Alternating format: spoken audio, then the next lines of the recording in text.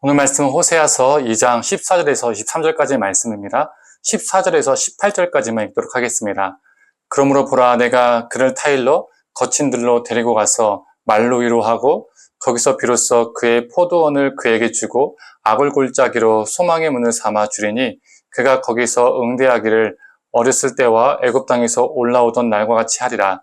여호와께서 이르시되 그날에 네가 나를 내 남편이라 일컫고 다시는 내 바알이라 일컫지 아니하리라.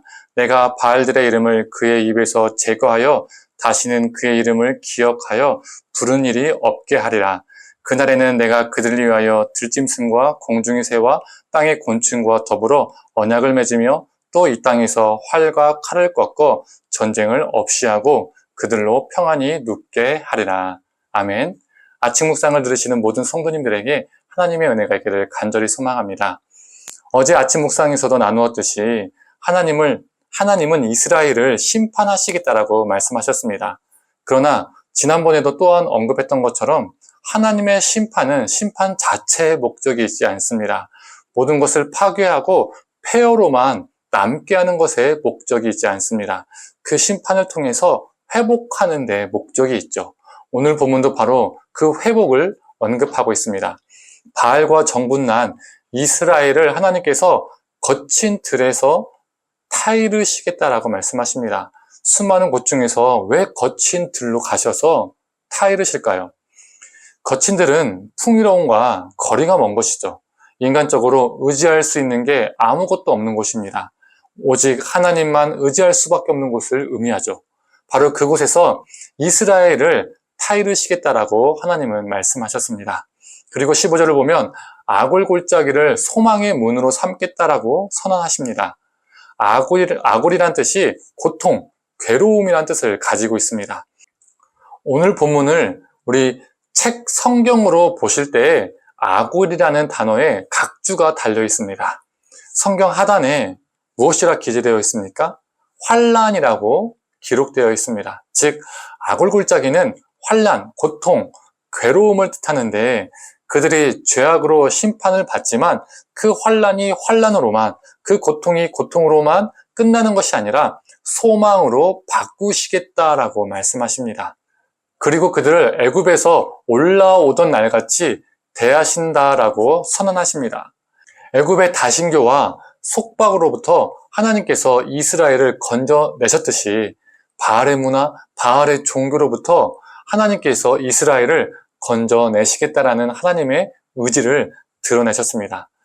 바람핀 아내를 내치는 것이 아니라 그를 그 음란에서 건져내서 그 결혼 생활을 유지하시겠다라는 의지입니다. 그리고 그날에 이스라엘이 하나님을 어떻게 부른다라고 말하고 있습니까? 16절에서 17절 한번 읽어보겠습니다. 여호와께서 이르시되 그날에 네가 나를 내 남편이라 일컫고 다시는 내 바알이라 일컫지 아니하리라. 내가 바알들의 이름을 그의 입에서 제거하여 다시는 그의 이름을 기억하여 부르는 일이 없게 하리라. 이스라엘이 여호와를 향하여 지금까지 바알이라고 불렀던 거예요. 왜 이스라엘이 여호와 하나님을 향해서 바알이라고 불렀을까요? 바알의 뜻이 주인, 주님이란 뜻입니다. 그래서 이스라엘이 하나님을 부를 때 바알 불렀습니다. 히브리어로 보면 주인을 뜻하는 아도나이라는 단어가 따로 있는데 하나님을 부를 때 이 아도나이가 아니라 바알 했다는 겁니다. 이게 무엇을 보여주는 걸까요? 하나님의 이름으로 바알을 겸하여 섬겼음을 보여주는 겁니다. 그런데 우리 하나님께서 그날에 그들의 입에서 바알을 제거하시고 더 이상 여호와를 바알이라 부르지 않고 여호와를 향하여 나의 남편이라고 부르게 하시겠다라고 선언하셨습니다. 이게 무엇을 말해줍니까? 하나님의 적극적인 사랑을 말해주고 있습니다. 20절 한번 읽어보겠습니다. 진실함으로 너에게 장가 들리니 네가 여호와를 알리라. 하나님께서 장가를 드시겠다는 겁니다. 하나님의 그 적극적인 사랑이 엿보이는 것이죠. 23절도 한번 읽어보겠습니다. 내가 나를 위하여 그를 이 땅에 심고 긍휼히 여김을 받지 못하였던 자를 긍휼히 여기며 내 백성이 아니었던 자에게 향하여 이르기를 너는 내 백성이라 하리니 그들은 이르기를 주는 데 하나님이라 하리라 하시니라. 내 백성이 아니었던 자, 백성처럼 살지 않았던 자를 내 백성이라 하겠다는 겁니다. 하나님께서 끝까지 붙드시겠다는 겁니다. 이것이 우리 하나님의 사랑입니다. 성도님들, 이 바람을 핀 아내를 끝까지 붙드는 하나님, 우리 하나님도 우리를 끝까지 붙드십니다.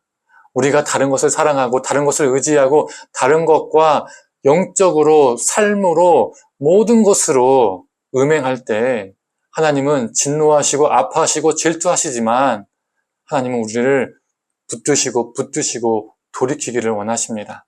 이 크신 하나님의 사랑을 우리가 가볍게 여기는 것이 아니라 우리에게 기회를 주시고 또 주시는 그 하나님의 사랑과 은혜에 감사해서 우리 안에 죄악이 있다면, 다른 것을 사랑하는 것이 있다면 그것을 제하여 버리고 끊어버리고 오직 여호와 하나님만을 사랑하며 살아가는 저와 성도님들 되기를 간절히 소망합니다. 함께 기도하겠습니다. 하나님, 우리가 하나님과 다른 것을 겸하여 살고 있지는 않은지요. 이스라엘이 하나님을 향하여 바알바알 했던 것처럼 우리가 하나님을 믿는다고 하지만 돈, 성공, 또 다른 무엇인가를 계속 부르며 우리가 찾으며 겸하여 사랑하고 있지는 않는지요. 또는 더 사랑하고 있지는 않는지요. 그럼에도 불구하고 지금도 우리를 버리지 않으시고 지금도 우리에게 기회를 주시는 하나님의 사랑을 보게 됩니다. 하나님, 그 크신 사랑 앞에 우리가 참 진지하게 하여 주시옵소서. 그 사랑을 가볍게 여기는 것이 아니라 우리 심령에 깊이 새기고 진중하게 생각하고 그 사랑 앞에 우리 죄악이 있다면 자복하고 돌이키고 온전히 여호와 하나님만을 사랑하며 살아가는 우리가 되게 하여 주시옵소서. 감사드리며 사랑에 만나신 예수님의 이름으로 기도드립니다. 아멘.